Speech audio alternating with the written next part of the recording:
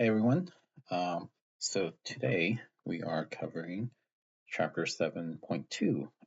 It's called Rutherford and Mott scattering. So hopefully you guys remember what the Rutherford experiment was.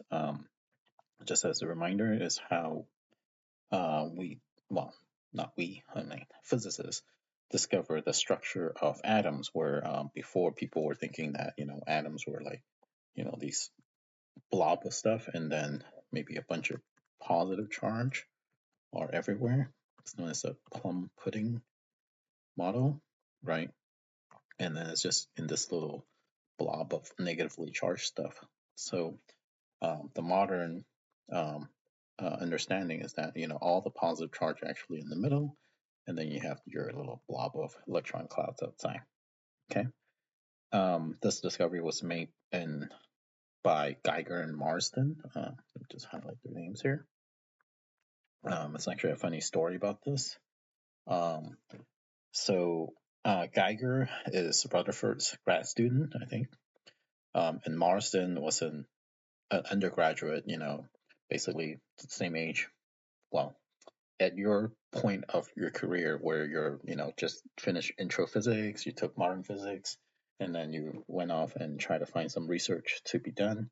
And then so Marsden, met with Rutherford and say, oh, I have this project where, right, you have a detector where, so this is sort of like the detector part. And what they did is that they have a source of alpha particles, just a radioactive radon. Okay. And this will just kind of shoot radons in all directions. This is actually not the best picture, but the idea is that they collimate it, so therefore it only goes in this direction. And what Rutherford did is that he was able to measure, the energy come on these alpha particles, and they tend to, go forward, right? Because back then, when we were thinking about plum pudding, an alpha particle is basically a helium nucleus, so it has 2 protons and 2 neutrons inside, and so it has like 4 AMU, right? Well, about 4 GeV of mass, right? And these guys will just smash through this little plum pudding, and it may scatter a little bit, right? And what Rutherford did is like, oh, well, he set up a detector only around here, right? Because he's expecting it to just have a small angle scattering, okay? And basically, Rutherford kind of thought, I need to find something for this undergraduate to do. So what I'm going to do is have him build a detector that's going to go all the way around. And by detector, I mean it's just a a zinc sulfur screen where if a high energy particle hits it, it just lights up. Okay, so he had this undergraduate built this whole thing go all the way around, just in case, in case there's some that might bounce at a high angle, like high angle is at like 45 degrees. Okay. And he was like, well, it's not very unlikely to see that because, in the plum pudding model, I mean, all these scatterings will just kind of pass straight through. And guess what? Geiger and Marsden, so we're still talking about his name. Well, hopefully you guys know what Geiger counter is.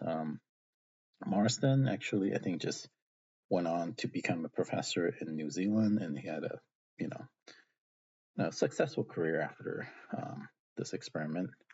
But in 1909, what Geiger and Marsden found was that not only do some of the the alpha particles passes through, some pass through with some substantial angle, some of them bounce back right at them. Okay, they found some that comes back. Okay, and this is because, right, instead of the plum pudding model, right, if you're shooting alpha particles into a what we understand today as the atomic structure, is that most of the time you actually pass through and not hit the nucleus, but once in a while you will, and this will just bounce straight back. Okay. And at the time, Rutherford was trying to figure out, like, what's going on here? Because this tin foil here, right, where all these atoms are, right, it's very thin, right? It's like a, toilet paper thickness of gold foil. Okay. And at the time, what they thought was that, well, it's as if you shot a cannon into a tissue paper, and the cannon actually bounced back and hit you in the face. And that was kind of an interesting interpretation at the time. Because they were expecting it to be this plum pudding model as opposed to this, central nucleus model. Rutherford, took his time and looked at the data for 2 years. Right, in 1911, he proposed that the atomic structure is actually a central concentrated positively charged nucleus with a cloud of electrons around it. In fact, he was able to derive an equation that figure out how likely is it for these alpha particles to hit the gold foil nucleus and bounce straight back in your face. In fact, there's this complicated equation here, but this is going to be proportional, to some constant. But the important thing that we're going to see here is that it's going to be proportional to sine to the what he called phi to the 1/2. What we're going to use in this class is going to be sine to the 4th theta squared. Okay, that's what we're going to see. We actually can do this calculation now because we now understand quantum electrodynamics. Okay, and this is the Rutherford scattering, and then the Mott scattering is actually even is kind of like the opposite of Rutherford scattering, where as opposed to thinking about it as very slow moving, so these alpha particles are actually fairly heavy, so they move fairly slow, non-relativistically. Mott scattering is where we're going to do a high energy limit instead of a low energy limit. Okay, but both of these scattering follows the same Feynman diagram. So Feynman diagram on the right here, right? Where, well, instead of an alpha particle, let's just make it simple. Let's just scatter an electron off a proton. Okay, electron coming in scatters off, and then the proton is positively charged, so it has this interaction of electromagnetic interaction. Physically, it's probably not going to happen like this, where this is an attractive force between them. So most likely, what will happen is that the proton goes out this way, and then the electron goes out this way. They kind of just get attracted towards each other, but pass through each other still. But remember, these Feynman diagrams are not representative of physical processing, right? So it's just so we can calculate this MFI thing we're going to see in a second. Okay. In the momentum space, right, where once again we're going to make this our z-axis, make the vertical our x-axis, right? We're going to set it up so that the electron come in along the z direction, right, and scatters off, right, in some angle theta. We don't know what that angle is, but right when this electron hits this proton, what's going to happen is that it's going to bounce off a little bit also. The mass of the proton is much bigger than electrons, so most of the moving will be on the electron. In fact, what we're going to do, we're going to make an approximation where the proton is actually at rest. Okay, but let's do the Feynman rules, right? And then I'll have you guys do this in the homework also, right? Where the Feynman rule tells us that it's going to be whatever the charge of the this is the Q, and I think in this case he means the quark or the proton in this case. So that's why I have a +1 here. That's just the charge of it. E squared as usual, and then you have these spinner parts, right? This is the current for P1, P3, which is the current for the electron, right? And this is the current for the proton, P4, P2 to P4, right? This is the proton's current, okay? And we're going to discuss, why this is in the limits where the photon exchange between them, as we discussed in last section, right? If that wavelength is much longer than the radius or the diameter of the proton, you have this thing called elastic scattering or coherent scattering, where you can just treat the proton as kind of a point charge particle. Okay. So what we're going to do is we're going to plug in plug these momentums, right, with the sine theta and sine eta, just to make things more complicated with more Greek letters, right? For the so copying down equation 4.65 from chapter 4, always these spinors are always going to be useful. Okay, if we plug in the momentum, right, where the for the incoming electrons, right, what we find is that in the case that, right, well, okay, before we plug anything in, let's just redefine. There's going to be one more little definition again. Okay, so in chapter 8, what we're going to use, sorry, so it's chapter 7, we're going to use this kappa instead of writing P over E plus M over and over again. So what we're going to do is we're going to replace P over E plus M with just kappa everywhere. In fact, I'm going to have you guys show this where this factor P over E plus M can actually be written as beta, where beta is the, V over C, but, C is equal to 1. But so this is the fraction of speed of light that the electron is traveling on.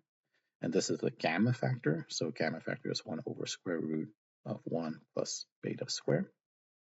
Okay. And you're going to see that this is the same factor here. Okay. And since we're not using the high energy limits, right, the normalization out here stays the same, whereas the square root of E plus M. Okay. And these angles S and C's are the usual sine of theta 2 and then cosine of theta 2. Okay, so what we're going to do is we're going to have the try to write the spinor for the incoming electron. So I'm going to copy down the momentum diagram here. So let's make this our z-axis, right? It's our x-axis. Okay, so you have an electron coming in, right? And that's all we need, right? Okay. So in this case, right, all the momentum is along the z direction. Okay. So in this case, theta is equal to 0, phi is equal to 0. Okay. When you plug that into here, what will happen is that, right, this cosine factor, right, gives you 1 here, gives you 0 here, gives you 1 here, gives you 0 here. Okay. And that's what you see in the electron spinor, right? You get 1 times kappa, right? So you get this factor here. Okay, we're not letting kappa goes to 1 yet because we're not going to take the relativistic limit yet. Okay, and then if we plug these angles into the helicity down spinor, right, we'll get 0 and negative kappa here because just by plugging into the cosine here. All right, so the outgoing electron, right, is going to come out at some angle, so we don't get to enjoy all these cosine of 0. So the outgoing, I'm going to draw the incoming also. This is the incoming, right? P1 is going to scatter. It's going to come out in P3, right? It's still an electron, okay? And this angle is going to be theta, okay? And what happens is that this angle theta remains the same in there as opposed to being able to be replaced, okay? So we kind of just basically copied this, okay? But what you can do is that you pick this angle such that phi is equal to 0 without, and this is done without the loss of generality because we're going to integrate over phi anyway. Okay, and that's what you end up with. So this is the electron coming in, right? So this will be, electron in, and this is the electron coming out, okay, with the interaction point. Okay, when you have this, Okay, since the current, let's go back up to the current here, right? The current, right, connects the outgoing electron to the incoming electron. Okay, so all we need is the electron spinner and the gamma matrices to calculate these things. So what I'll do is you guys can show this in your homework, where if you computed all of these different possible up, up, down, down, up, right, combinations of helicity, what you'll find is that you get the same factor of E plus M in front, of course, but the four vector current, right, have non-zero parts in all four spin combinations. Okay, so note that if we are at the relativistic limit where E is much bigger than M, and you can show that, kappa will just go to 1, these two terms will go to 0, right? Because if kappa goes to 1, you get 1 minus 1, you get 0. You get kappa equals 1, 1 minus 1, you get 0. Okay, we're not going to go to the relativistic limit yet, okay? Right. In fact, for Rutherford scattering, we can't because those things are moving very slowly. Okay. All right. So we are not going to do the relativistic limit, and so we need to deal with all four of these spin combinations. Okay. So we're going to see a lot of matrix multiplication that we have to deal with pretty soon. Okay. On the proton side, okay, since the mass of the proton, right, is much bigger than the electron, so I'm going to draw this again. You got Z, you got X. Okay. Okay, you have the electron coming in, electron coming out, right? The proton, right, is fairly massive. We can draw the proton in green. Okay. Okay. So since the mass of the proton is so much bigger than the mass of electron, so mass of the proton is 938 GeV, right?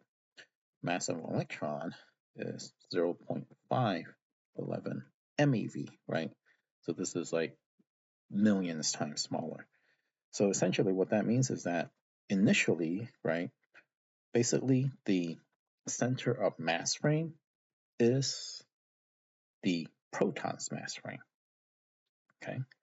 So the form momentum for the proton initially, so P2, right, is a proton at rest, and if a proton is at rest, and the form momentum is actually going to be just the mass of the proton, and then the momentum, the 3 momentum, right, is actually equal to 0. Okay. After the collision, right, what happened is that this little proton is going to get pushed a little bit, right, out in this direction. Okay. Right. If we define this angle here to be theta, oops, not theta, eta. Yeah, it's also all these overriding. I'm going to just move the z-axis down. Okay. Do this in green. This angle here, call this eta. Remember the electron angle is theta. I think I drew that. Yeah. Okay. What we'll find is that while the form momentum of the proton after the collision, right, is whatever gamma factor times the mass of the proton, that's always the energy term, right? It's going to come out as some negative momentum along the x direction, right? It's going to have some little bit of a positive, okay? And those are going to can be calculated by the magnitude times sine of eta, and then the magnitude times cosine of eta, okay?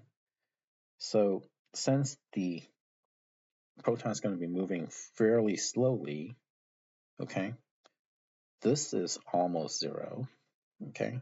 Almost, but not quite, okay? And also, P over E plus M is also almost 0.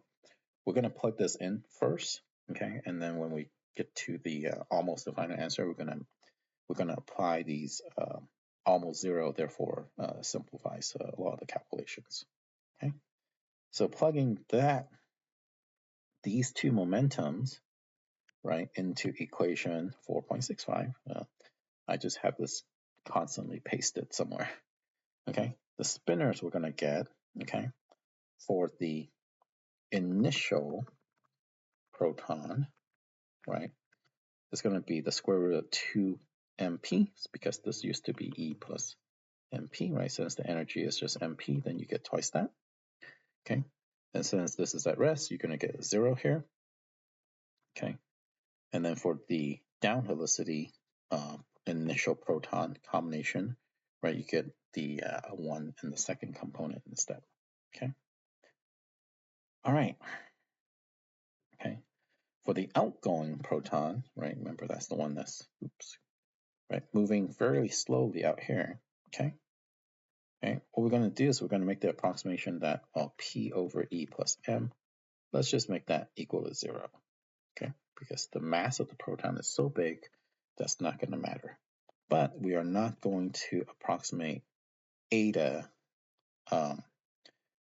Well, we are going to plug in, right, cosine of this eta thing is actually Cn, C eta is actually C cosine of theta over 2, okay? Because that's what we're copying from here, right? And then also copying this from here, right? Okay, you get a sine of eta over 2, and the negative sign actually comes from the fact that this phi here, right, this phi here is going to be pi. Why is phi equal to pi? Okay, because when we did the electron version, right, that came out, we defined this to be phi equal to 0. So since the electron and the proton has to come out in opposite direction, right, phi has to be pi for the proton. Okay, so that's where this, when you take EI pi, that's going to be equal to -1. Okay.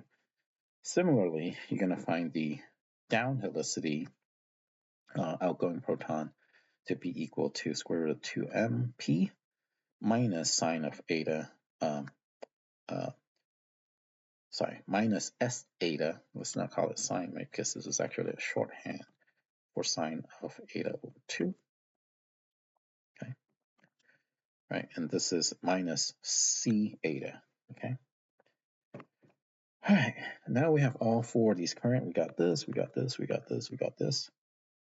Okay, what we're going to do is we're going to squish all those together and then compute all of the possible currents. Okay, so, right, if you compute the current, let's say you have this is the proton current, J proton, this is J electron. Okay, you're going to have to do all 4 spin combinations. You're going to have to do the proton where they're both spin up, right? Okay, and they're both spin down. And what's going to happen is that you're going to have a negative sign between the two. Hopefully, you can see that when you do this incoming and outgoing, you're just going to have a negative sign between them. Okay. Okay. So the proton current, this will be a homework problem, will come out to be just 2 times the mass of the proton times cosine of the angle coming out.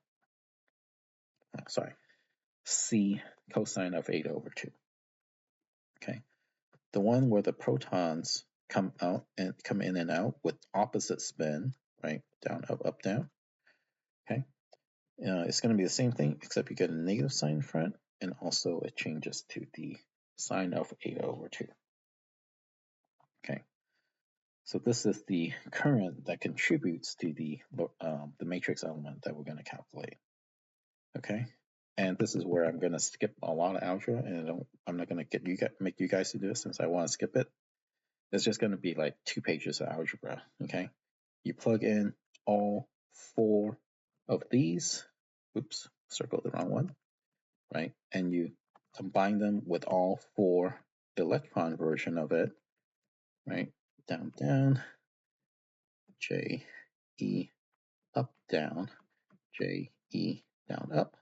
Right. You end up with 16 different combinations. Okay. When you do that, you get a ton of algebra. And what you're going to end up with is you're going to find that it's going to be equal to this. Okay. It's a fairly long equation, but I'm going to highlight a couple of things that are of interest, okay, is proportional to mass of the proton square. Just going to start highlighting it, okay, right, okay, proportional to the mass of the electron squared, proportional to e to the fourth. Hopefully that's not too bad, right, because that's basically alpha square. But then there's this interesting structure here is 1 plus beta square gamma square, okay? So remember, this is the velocity of the electron and the gamma factor of the electron. And once again, you have this cosine square thing happening here. Okay, so there is some angular dependence. Okay, so q to the fourth, right, that's actually the photon's momentum to the fourth power, right? And in a Feynman diagram like this, right, where E1, P3, right, this exchange, right, proton, proton, and then you have P2, P3, right? This is Q, right? This Q, right? Oops, sorry, wrong way. This Q, right, is basically the difference between these two four momenta. Okay, so Q square is that four momenta square. Okay, what ends up happening is that since the energy of the electron will come in and out with the same energy, right? The difference in the energy part, right, also known as time-like part, is going to be 0, but then you're going to have a different momentum vector, right, coming in and going out, okay? In fact, the difference of that, right, just a little bit of geometry that you can show in the homework, that is going to come out to be -2 times the magnitude of that momentum square, 1 minus cosine. This is something I think we also did in the in chapter 6 also, okay? Doing a little trig identity, this switches it out over to a 2 times sine squared theta over 2, okay, where the extra factor of 2 gets absorbed into this 4 here, okay. Now, we basically have the final answer, okay, that the matrix element squared, okay, right, is equal to this, and then we're going to add in this factor down here, okay. And then part of the force gets divided out. Well, actually, you get this squared. Okay, you get the factor of 16 and p to the fourth sine to the fourth power to theta over 2. All right, and remember, this was the thing that Rutherford calculated. Right, we're not quite there yet. This is the matrix element. It's not quite the cross section, right? So now, right, we actually have to do a little bit of assuming that the electron is either relativistic or non-relativistic. Okay, so in the Rutherford calculation, right, where you have, right, in his experiment, right, there was an alpha particle, right, which is these, 2 proton, 2 neutron, right, each of these have a mass of 4 GeV, right, these will be slow moving, okay, right, even though we're doing electron proton scattering, right, if we can get the electron to move slow enough, it will be the same thing as that, okay. So in this case, what we're going to do is going to make that beta E times gamma E, right? So beta, goes from 0 to 1. That's basically the fraction of speed of light that the electron is traveling. The gamma factor, right? If at low velocity, this is basically going to be 1. So you got something that's close to 0 times 1, right? That's going to be much less than 1. Therefore, right, we can actually ignore this part, right? So this is the Rutherford scattering up, or where you just cross that part out. Okay. So at the low energy limit, okay, what we get is that we don't get that factor of beta gammas anymore, right? You end up with this factor of 1, okay, and therefore the matrix element turns out to be the same thing, but without the 1 plus beta gamma stuff. Okay. What we're going to do is plug this into equation 3.48 again, right? This is the thing that we plug into the matrix element into in order to convert that into a cross section. Okay. In the low energy limit, also the mass of the proton dominates this factor in the denominator, right? This is the mass of the proton. This is the energy of the electron, cosine theta, but these are going to be small compared to the mass of the proton, okay? And therefore, basically, this whole thing just becomes 1 over p squared. MP squared. Okay, so that's where that comes from. Okay, right? And then we plug in the MFI that we found on top. What we're going to get is we're going to have the mass of the electron square, right? And this is kind of interesting, right? The mass of the proton actually cancel each other out. You plug that in, right? Okay. Mass of the electron square, e to the fourth, which is basically alpha square. Okay. And then we have 64 pi square, the momentum of the incoming electron to the fourth power, okay, times the sine to the fourth power, okay. With a couple of steps of algebra, you can actually compute that, right? Because when you have p, right, the kinetic energy of a particle is p squared over 2m, right? So with that plugging in here, what you'll find is that the Rutherford scattering is going to be equal to alpha squared, right? You still have this sum of the factor gets absorbed into here. We get 16. The kinetic energy, so this is actually p squared over 2m, whole thing square, okay? So that's where this p to the fourth power went, okay? Sine to the fourth power still, okay? Comparing this to what Rutherford calculated, well, Rutherford used phi instead. Well, actually, probably not Rutherford. Survey used phi instead, okay? So this is exactly the same. You see that? The sine to the fourth power to the angle of deflection over 2, okay? And you also have even this part, right? This is 1/2 mv squared. In classical mechanics, that would be the kinetic energy, right? And you have the kinetic energy square here also, okay? These other parts here are, you know, they don't know anything about alpha, so that's why there's all these constants around, okay? But you can see that using quantum electrodynamics in the low velocity limit for the electron, you actually get the same result as Rutherford, okay? Okay, so that's one of the limit. Okay, so for Rutherford scattering, we make the speed slow, and then we make the mass of the proton, or the mass of the proton is large, right?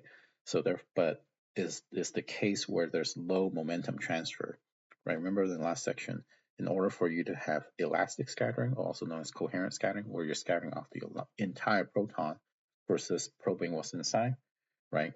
Whatever momentum transfer has to be much less than the mass of the proton. Okay. Now what we're going to do is we're going to keep the second part the same. We're going to have this low momentum transfer also. But what we're going to do is we're going to go to the high relativistic electron limit. Okay. So we're going to go back to the same equation, right? So because this is where we apply this, right? Is at this point 7.9. Okay, we're going to go back to 7.9. Okay, copy down that equation again. So instead of going to the low electron speed limit, okay, we're going to make it so that the speed of the electron is large, so beta basically goes to 1, and gamma goes to infinity as you increase the gamma factor for the electron. Okay. Okay. In this case, right, beta times gamma is much bigger than 1, and also the electron's energy and momentum basically becomes 1, because in that case, right, since the electron has such little mass, if you just give it maybe a GeV, maybe not even GeV, like 100 MeV of energy, right? Its energy was so much bigger that basically its energy and momentum becomes the same. And once again, that's from E squared equals to m squared plus p squared, right? So if these two numbers are the big ones and this is small, right? E basically becomes p once again, okay? So in this case, okay, right, this is the term that's going to dominate instead, okay? So And using just a couple of steps of relativistic algebra, you can show that what will happen is that it will change equation 7.9 to this one, where instead of the proton mass disappearing, you're going to have the electron mass disappearing. And then you basically have the MFI is going to be equal to the mass of the proton square. Once again, e to the fourth, which is just alpha square. Okay, the energy of the electron square, you still keep this sine square theta over 2, but then now you have this cosine square, sorry, not sine, sine to the fourth theta over 2, right? And then, but you also have this cosine square theta over 2 also, because this is the term that dominates. Okay, plugging this into the calculation for cross section once again, right? Plugging in the same equations over and over again.